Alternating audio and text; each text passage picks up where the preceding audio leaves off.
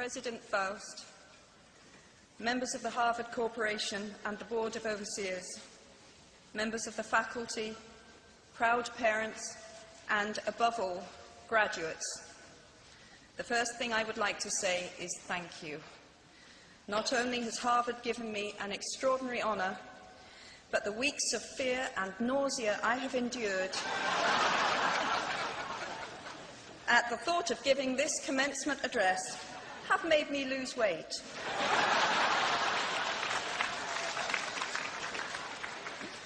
A win-win situation. Now all I have to do is take deep breaths, squint at the red banners, and convince myself that I am at the world's largest Gryffindor reunion.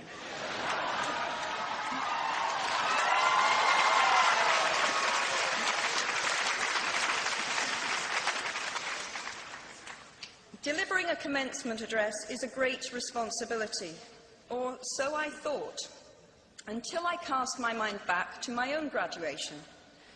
The commencement speaker that day was the distinguished British philosopher, Baroness Mary Warnock. Reflecting on her speech has helped me enormously in writing this one, because it turns out that I can't remember a single word she said.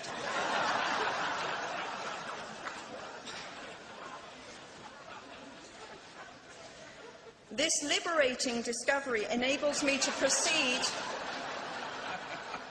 without any fear that I might inadvertently influence you to abandon promising careers in business, the law, or politics for the giddy delights of becoming a gay wizard.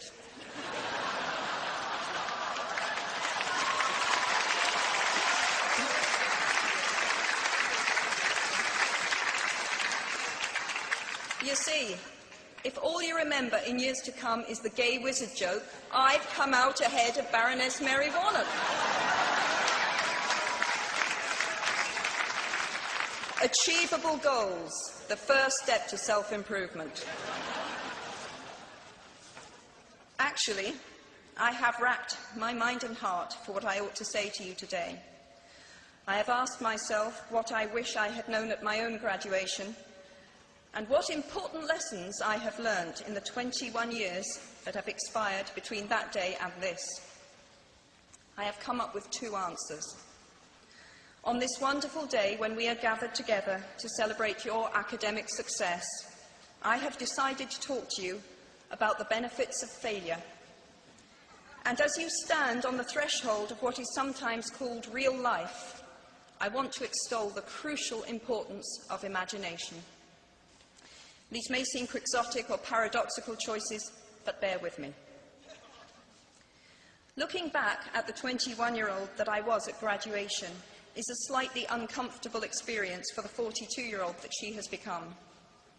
Half my lifetime ago, I was striking an uneasy balance between the ambition I had for myself and what those closest to me expected of me. I was convinced that the only thing I wanted to do, ever, was write novels. However, my parents, both of whom came from impoverished backgrounds and neither of whom had been to college, took the view that my overactive imagination was an amusing personal quirk that would never pay a mortgage or secure a pension. I know the irony strikes with the force of a cartoon anvil now, but... So they hoped that I would take a vocational degree. I wanted to study English literature. A compromise was reached that in retrospect satisfied nobody, and I went up to study modern languages. Hardly had my parents' car rounded the corner at the end of the road than I ditched German and scuttled off down the classics corridor. I cannot remember telling my parents that I was studying classics.